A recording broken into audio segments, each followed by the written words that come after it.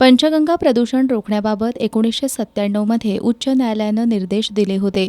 यानंतर 2010 मध्ये एका जनहित याचिकेवर निर्णय देताना उच्च न्यायालयानं पुणे विभागीय आयुक्तांच्या अध्यक्षतेखाली समिती नेमून 3 महिन्यातून आढावा बैठक घेण्याचे निर्देश दिले होते. याला आता 9.5 वर्ष झाली तरी पंचगंगा प्रदूषणाचा प्रश्न अधिकच गंभीर बनत चाललाय. या पार्श्वभूमीवर प्रजासत्ताक सामाजिक संस्थेचे दिलीप देसाई यांनी महाराष्ट्र प्रदूषण नियंत्रण मंडळाकडे तक्रार दाखल करून संयुक्त पाहणीची मागणी केली होती. त्यानुसार आज सकाळी पंचगंगा नदी प्रदूषित करणाऱ्या नाल्यांची पाहणी करून पंचनामे करण्यात आलेत.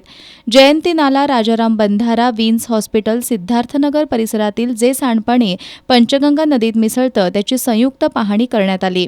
या पाहणीवेळी महाराष्ट्र प्रदूषण नियंत्रण मंडळ त्याचबरोबर महानगरपालिका आणि महसूल विभागाचे अधिकारी उपस्थित होते. शहरातील सुमारे 12 नाल्यांचं सांडपाणी थेट पंचगंगा नदीत मिसळत असल्याचं वास्तव आहे. त्यामुळेच 2 दिवसांपूर्वी हरित लवादानं महापालिकेला 38 कोटी रुपयांचा दंड ठोठावलाय. खरं तर हा दंड भरताना जनतेचे पैसे जाणार आहेत, मात्र हा दंड भरण्यासाठी अधिकाऱ्यांच्या खिशातून पैसे घेण्यात यावेत अशी मागणीही प्रजासत्ताक सामाजिक संस्थेचे दिलीप देसाई यांनी केली आहे. आज झालेली पाहणी आणि त्याचा पंचनामा याचा अहवाल उच्च न्यायालयात सादर करण्यात येणार असल्याचं देसाई यांनी सांगितलं.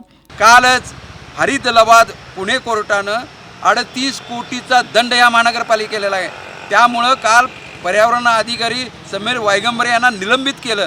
38 कोटी कोण भरणार? सर्वसाधारण जनतेच्या खिशातला पैसा आहे.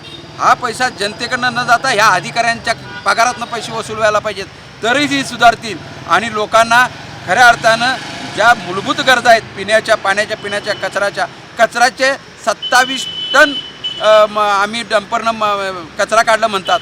मग हा कचरा कोण टाकते?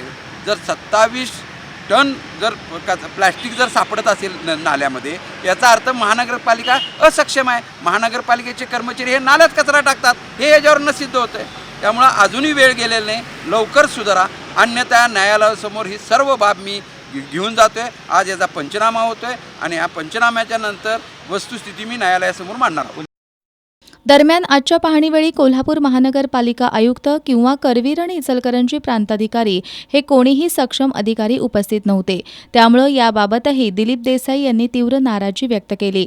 पंचगंगा नदी प्रदूषणासंबंधी पुणे विभागीय आयुक्तांच्या अध्यक्षतेखाली समिती नेमण्यात आली असली तरी केवळ एसीमध्ये बसून कागदोपत्री कामं सुरू असल्याचा आरोप त्यांनी केला. या सर्व बाबी आपण उच्च न्यायालयाच्या निदर्शनाला आणून देणार असल्याचं देसाई यांनी सांगितलंय.